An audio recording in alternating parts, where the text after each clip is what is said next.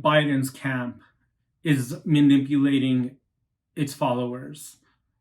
It's manipulating the people. It's manipulating the people that actually want to listen to him and believe in Joe Biden. And you know what? That's your right to believe in him, but you should actually know what's going on as well. And the scary part is it's right in front of your face, and Joe Biden and whoever is behind all of this, which sounds like a conspiracy theory, and I hate it because I am not about conspiracy theories, but this is really weird. So, Biden today on September 2nd, 2020 was live, had a live speech.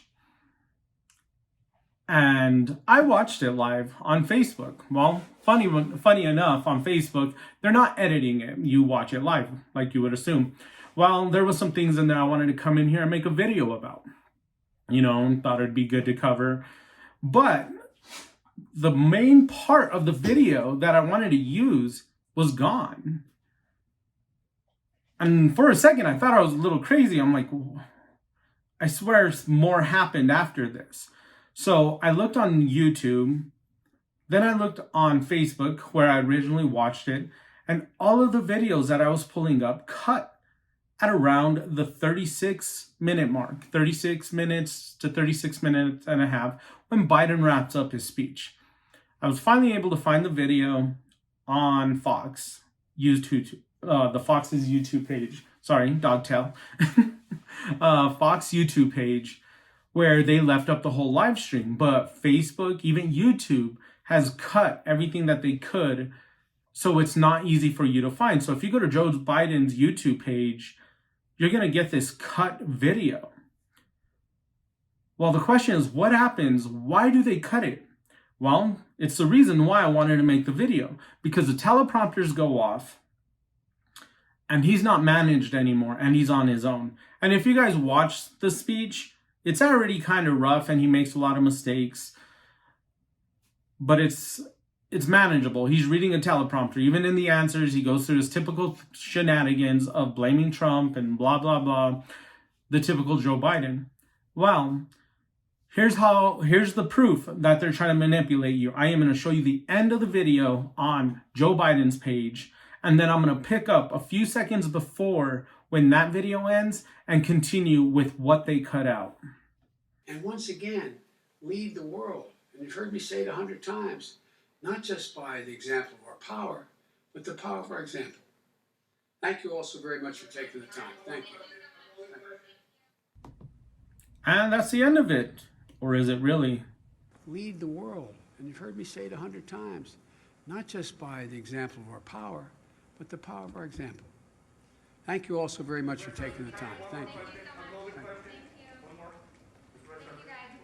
I know you always ask a hostile question, but go ahead. A hostile question? No, go ahead.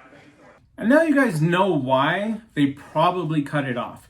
I'm going to put the rest of what he says at the end of this video so you guys can actually see in its entirety what he said when the teleprompters are off, when he's on his own. But that'll be at the end of the video. So anyways, they cut this out. This wasn't even supposed to be my story. Like, this wasn't what I was going to report on. But it became a really big issue for me because I could not find this. So somebody that normally hates Trump, and whoever hates Trump or has Trump derangement syndrome has no reason or idea to even think to go look for something more than what is shown to them, even on Joe Biden's page. Wouldn't that be the most honest and real page? You would think, but it's not. But they can also trust that those same people aren't going to go to Fox. Then alone, are they even going to look up the information? Are they going to go try to find the truth? Probably not. But this is how they're lying to you. The scary part is everywhere else that it was cut as well. Even PBS cut it. MSNBC cut it. Almost all sources that live stream this cut the video right where Joe Biden's page cut the video. They did not continue on. And it's scary because of what is going on here. But I'm going to leave it at that. I hope you guys enjoy the rest of the video. If you guys do like this video, please like, comment, and subscribe. People are now realizing, my Lord, I didn't know that people in that circumstance didn't have that kind of help. I didn't know whatever. And so I think we have an enormous opportunity to bring the country together and once again lead the world. And you've heard me say it 100 times, not just by the example of our power, but the power of our example. Thank you all so very much for taking the time. Thank you. I know you always ask a hostile question, but go ahead. A hostile question? No, go ahead. Fire away. Thank you so much. So, you said, and you have said recently, that you warned, I'll step up to the mic so they can hear us at home.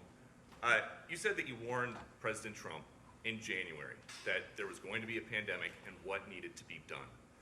If you knew that, then why were you still hosting crowded campaign rallies in March? No, what I talked about was not what had to be done. What I said, you got to take this seriously. You've got to insist that we have access to Wuhan. Insist that we have access in China to find out for ourselves. We had 44 people from CDC there. You cannot continue to talk about the president of China saying he's done a marvelous job. He's doing a great job. When it got up to March, I kept saying, look, you've got to invoke, and you remember, I think I was the first, I may be mistaken, person calling about the Defense Production Act. We don't have enough of the, it's amazing we use a phrase like PPE and the public knows what that is now, but protective equipment and gear and ventilators. Use that authority. Use it to go out there now and don't wait. And don't wait to talk about the need for us to have masks, and don't wait to talk about, that's what I talked about. And then I began to lay out for him, we actually had a conversation. I can't remember when it was, I think it was March, maybe it was April, in that range. And he said, if Biden wants to help, I want to talk to him. So I talked to him. I laid out what I thought should be done to be able to reopen safely and the things we should do. And he was very polite, he listened, and he said he'd think about it, and that was the end of it. And so what began to become really clear is that as the science began to show that this was able to spread much more easily than people thought, two issues. Was a pandemic coming, and how did it what's the way it did the most damage? And as that became clearer and clearer, we concluded that we just can't continue to have these large rallies. And, think about it. Here we are, the rest of the world, the places that have done extremely well in terms of dealing with this COVID crisis around the world. We have the 5 largest countries in Europe have a population larger than the United States of America.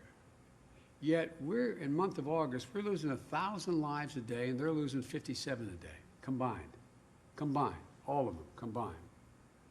So I just don't, as we learn more, and we did learn more, and by March and April, we knew a whole heck of a lot more, why weren't we doing what needed to be done? Why are we being told that don't we have plenty of protective gear? And the one big thing that I did push a lot on, I wasn't the only one, was on the need for testing and tracing and moving rapidly to make sure that you had the capacity to test and trace before it got so out of control. We need to do that now. But here's the thing, I'll end with this. I apologize for keeping you. Oh, well. We don't see you that. Yeah. The thing that I just don't quite understand is when it's clear that some of the things that the president says are simply not true relating to this crisis. And when enormous pressure is put on professionals in the administration, from the CDC to NIH across the board, why do we think, God willing, when we get a vaccine that is good, works, why do we think the public's going to line up to be able to being willing to take the injection? We've lost so much confidence, the American people, in what's said. Because we're finding out, again today, plasma, well, that doesn't quite work the way we were told it was. Hell of a lot of pressure put on that person to say that. This president has said so many things that are untrue, that are just wrong. In order to do anything, he looks at it in one way. If the stock market is high and it's moving, and we're reducing the number of people who are in real trouble economically, then it doesn't matter what I say. That's the objective. That's the objective. The objective is to keep the American people safe so we can begin to get back to normal, rebuilding our economy and bringing back economic growth. Thank you all very much.